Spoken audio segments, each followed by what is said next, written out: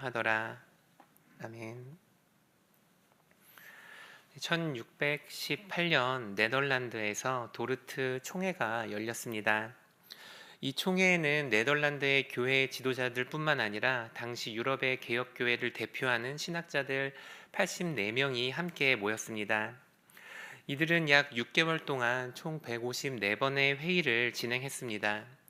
이 많은 인원들은 이 많은 인원들이 이 긴 시간 동안 모였던 이유는 당시에 급작스럽게 퍼져나갔던 알미니안주의에 대한 답변을 내놓기 위함이었습니다. 알미니안주의는 자유의지를 강조하는 신학을 따랐습니다. 알미니안주의는 당시에 이렇게 가르쳤었습니다. 하나님의 구원은 모든 사람을 위한 것이지만 사람은 하나님의 구원을 거부할 수 있다. 즉 쉽게 말해 이 사람의 구원 여부가 사람의 자유의지에 달렸었다는 말이었습니다. 얼핏 들으면 논리적이고 이성적인 말처럼 들리지만 사실 성경이 구원에 대해 말하는 것과는 같지 않습니다. 성경은 구원에 있어 사람의 의지보다 하나님의 뜻을, 하나님의 은혜를 언제나 우선하기 때문입니다. 예배소서 1장 4절 말씀을 보면 하나님은 창세전에 우리를 택하셨다고 분명하게 말씀하십니다. 그리고 우리는 그 하나님의 뜻에 따라 예정된 대로 예수 그리스도로 말미암아 하나님의 자녀가 됐다고 성경은 말을 합니다. 하나님은 우리의 의지가 아니라 하나님의 뜻을 따라 하나님의 은혜를 따라 우리를 구원하십니다. 이때 이 도르트 총회는 긴 회의를 거쳐서 이렇게 결론을 내렸습니다. 사람은 전적으로 타락했기 때문에 스스로를 구원할 수 없다. 하나님은 구원할 자들을 이미 선택하셨다. 예수님의 속죄는 오직 하나님의 선택을 받은 자들에게만 주어진다. 하나님의 은혜를 거부할 수 없다. 하나님이 선택한 성도는 구원을 잃을 수 없다. 즉 요약하면 하나님의 구원은 사람의 선택에 달려있지 않고 오직 하나님의 은혜, 하나님의 주권에 달려있다는 의미입니다. 교회는 이 도르트 총회를 통해서 아르미니우스 주의와 분명한 선을 그었습니다. 사람은 개인의 행위와 개인의 선택이 아니라 하나님의 은혜로 구원을 받습니다.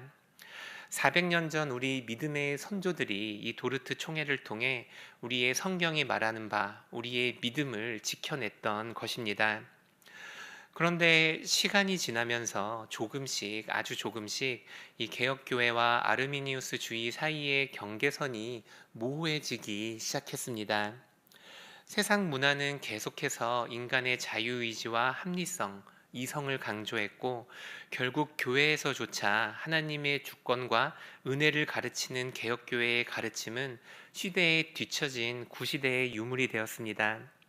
그래서 오늘날 우리 교회도 이 도르트 총회의 결과를 믿음으로 받아들이고 고백을 하지만 실제로는 이 아르미니우스 주의와 주의의 모습을 닮은 신앙의 모습들이 자주 우리 모습에서 나타나게 됩니다.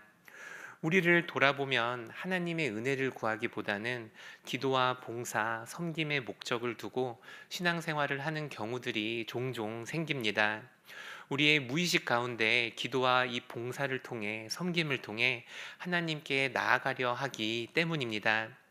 선교와 전도 그리고 선행을 통해서 우리가 의로운 사람이 되고자 합니다.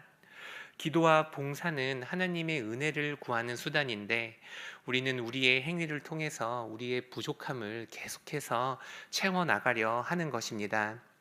우리가 때로 기도를 많이 할수록 교회를 많이 섬길수록 또 전도와 선교에 열심을 낼수록 때로는 교만해지는 우리의 모습을 보는 이유도 이와 같습니다. 우리도 모르게 세상 문화의 영향을 받아 기도와 전도와 선교를 하나님의 은혜를 얻기 위한 수단이 아니라 우리 삶의 목표로 여기기 때문입니다. 하지만 우리는 기도와 여러 섬김과 여러 행위로 우리가 의로워지지 않습니다. 우리는 이 수단들을 통해 오직 하나님의 은혜를 간구할 뿐입니다. 우리가 기도를 통해 얻고자 하는 것은 혹시 모를 하나님의 은혜를 구하고자 함입니다. 우리가 예배를 통해 구하는 것도 하나님의 은혜를 구하는 것입니다. 우리의 능력으로 하나님께 나아가는 게 아니라 우리의 선행으로 하나님께 나아가는 것이 아니라 우리는 언제나 하나님이 주신 은혜로 하나님 앞에 나간다는 사실을 기억하시는 우리 귀한 성도님들 되시기를 바랍니다. 우리의 능력으로 새로워지는 것이 아니라 하나님의 은혜로 우리가 날마다 새로워집니다. 우리가 항상 간구해야 하고 우리에게 필요한 것은 언제나 하나님의 은혜라는 사실을 기억하시기를 바랍니다. 우리를 구원하신 것도 하나님의 은혜고, 우리를 성화시키는 것도 하나님의 은혜고, 오늘 하루 우리를 숨쉬게 하는 것도 하나님의 은혜입니다. 하나님의 은혜 없이는 우리가 하나님을 볼 수 없고, 하나님의 은혜 없이는 오늘 하루를 온전히 살아갈 수 없습니다. 우리가 하나님 앞에서 필요한 것은 하나님의 은혜입니다. 우리가 오늘 함께 읽은 본문에는 하나님의 은혜로 하나님 앞에 나온 두 명의 맹인과 하나님의 은혜가 없어 하나님께 나아가지 못한 바리새인들이 나옵니다. 오늘 말씀을 통해 하나님의 은혜를 더욱 간절히 구하는 우리 귀한 성도님들 되시기를 축복합니다. 오늘 우리가 함께 읽은 본문에는 두 개의 이야기가 등장합니다. 하나는 예수님께 치유를 받은 두 맹인의 이야기, 그리고 또 다른 하나는 예수님께 치유를 받은 귀신 들려 말 못하던 사람의 이야기입니다. 서로 다른 이야기지만 이 이야기들 사이에는 공통점이 있습니다. 이 이야기들 모두 예수님이 구약에 예언되셨던 메시아임을 보여주는 이야기라는 것입니다. 이사야 35장 5절에서 6절 말씀입니다. 그때 맹인의 눈이 밝을 것이며 못 듣는 사람의 귀가 열릴 것이며 그때 저는 자는 사슴같이 뛸 것이며 말 못하는 자의 혀는 노래하리니 이는 광야에서 물이 솟겠고 사막에서 시내가 흐를 것임이라. 우리가 마태복음을 읽을 때 항상 염두에 두어야 하는 것은 이 마태복음은 1차적으로 유대인 그리스도인들을 위해 쓰였다는 것입니다. 그래서 이 마태복음에는 유독 예수님께서 구약 성경에 예언됐었던 메시아임을 입증하는 이야기들이 많이 기록되어 있습니다. 오늘 본문의 두 이야기도 마찬가지입니다. 오늘 본문들도 예수님께서 구약에 예언되셨던 그 언약의 그리스도이심을 보여줍니다. 예수님께서는 구약에 예언됐던 대로 맹인의 눈을 밝히셨고 못 듣는 사람의 귀를 여셨습니다.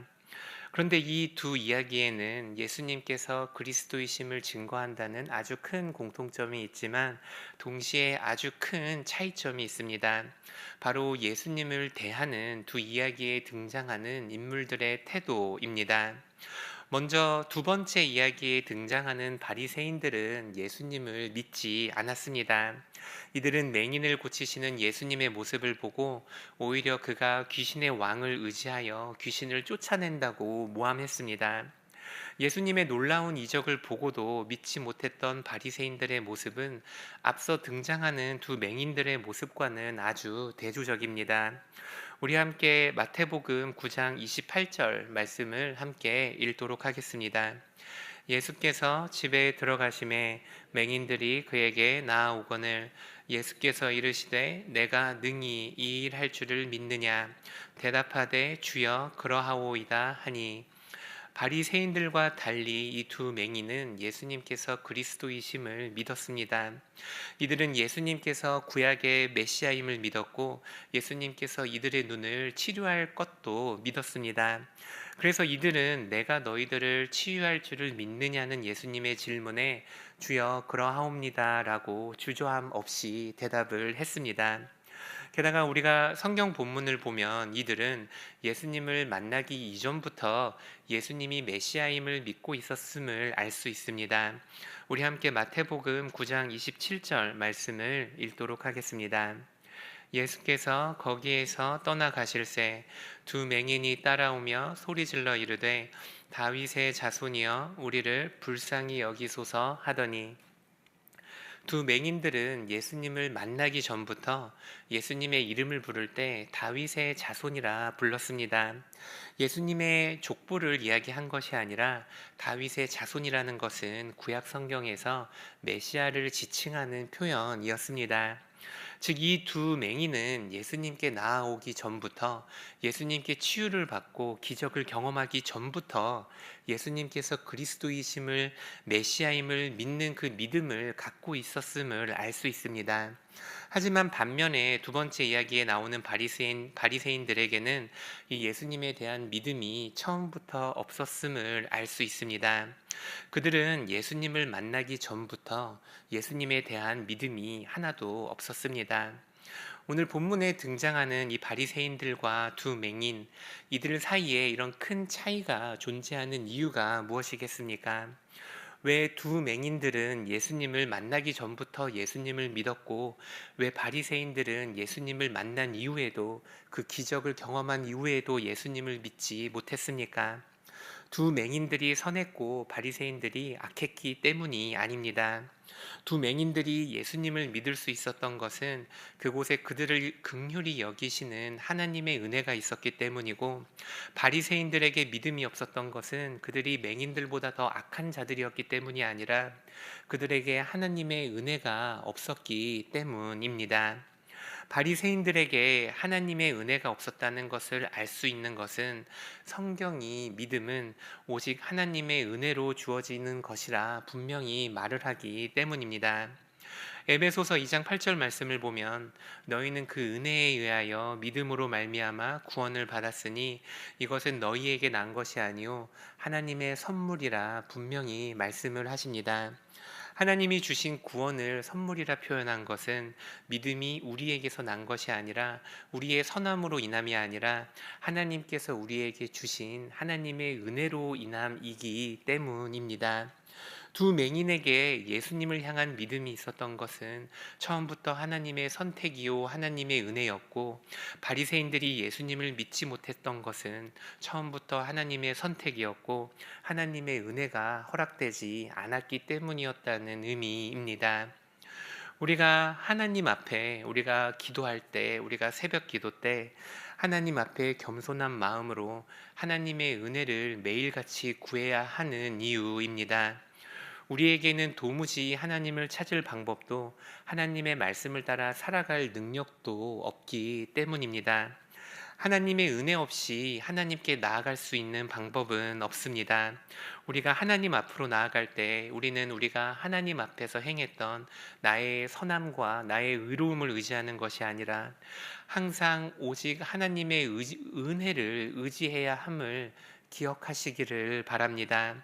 게다가 이 하나님이 주시는 구원은 우리가 예수님을 처음 믿었을 때 일회적으로 주어지는 것이 결코 아닙니다.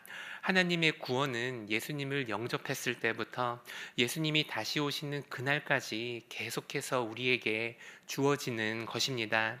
즉, 하나님의 구원을 우리에게 허락하시는 하나님의 은혜도 우리의 삶 가운데, 매 순간 우리 삶 가운데 있어야 하는 것입니다. 하나님을 처음 믿었을 때만, 그때에만 하나님의 은혜가 필요한 것이 아니라 우리가 살아가는 모든 순간에 지속적으로 계속해서 하나님의 은혜가 필요함을 기억하시기를 축복합니다. 물 없는 어항에서 물고기가 살아갈 수 없는 것처럼 하나님의 은혜 없이 그리스도인들은 단 한순간도 살아갈 수 없습니다. 마틴 루터는 하나님의 은혜 없이 단 하루도, 단 한순간도 자신이 설 수 없다고 고백을 했습니다. 그가 하루에 최소 4시간 기도해야 한다 말했던 이유도 기도가 그의 삶의 목적이었기 때문이 아닙니다. 그에게 하나님의 은혜가 간절히 필요했기 때문입니다. 우리가 기도와 예배, 그리고 봉사와 섬김에 애를 쓰고 힘을 써야 하는 이유는 이것이 바로 하나님께서 우리에게 허락하신 은혜를 경험할 수 있는 그 은혜의 방편들이기 때문입니다. 우리가 오늘 기도를 통해 하나님 앞에서 구해야 하는 것은 하나님 우리를 긍휼히 여겨 달라는, 하나님의 긍휼히 여김을 바라는, 하나님의 은혜를 구하는 그런 기도입니다. 우리가 교회 행사들을 앞두고 또 교육부서 수련회를 앞두고 구해야 하는 것도 이런 하나님의 은혜임을 믿습니다. 우리들이 준비를 열심히 해서 우리들이 타고난 능력으로 이 은혜를, 이 사역들을 감당하는 것이 아니라 오직 우리 가운데 하나님께서 은혜를 부어 주셔서 하나님이 우리를 불쌍히 여겨 주셔서 하나님이 우리를 사랑해 주셔서 의미가 있고 가치 있는 시간이 되기를 바라는 것입니다. 우리가 오늘 간절히 붙들어야 하는 것, 오늘 하루를 살기 위해 우리에게 필요한 것은 부족한 재정을 허락해 달라는 기도도 아니고 우리의 건강을 회복해 달라는 기도도 아니며 자녀들의 신앙을 위한 기도도 아닙니다. 오늘 하루를 살기 위해 우리에게 정말로 필요한 것은 하나님의 은혜를, 하나님의 긍휼하심을 구하는 기도입니다. 하나님의 은혜가 없다면 어떤 선한 것도 우리가 기대할 수 없습니다. 하나님의 은혜가 없다면 넘치는 재정도, 넘치는 건강도, 넘치는 신앙도 의미가 없습니다. 하나님의 은혜가 있어야 우리가 그 이후에 자녀들을 위해 기도하고 건강을 위해 기도하고 자녀들을 위해 기도할 수 있는 것입니다. 오늘 우리 앞에 놓여 있는 삶의 문제들과 걱정들은 무엇입니까? 오늘 우리를 염려하게 하는 우리 어깨 위에 올려져 있는 짐들은 무엇입니까? 우리가 무엇보다 하나님의 은혜를 간절히 구하시고 하나님을 의지하는 우리 귀한 성도님들 되시기를 축복합니다. 하나님의 은혜가 우리 위에 머물러 있다면 우리 삶 가운데 우리가 두려워할 것이 있겠습니까?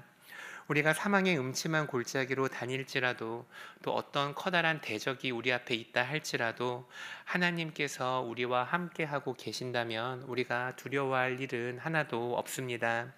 오늘 하루 먼저 하나님의 은혜를 구하고 하나님의 은혜만을 의지하는 우리 귀한 성도님들 되시기를 축복합니다. 주기도문으로 마치도록 하겠습니다.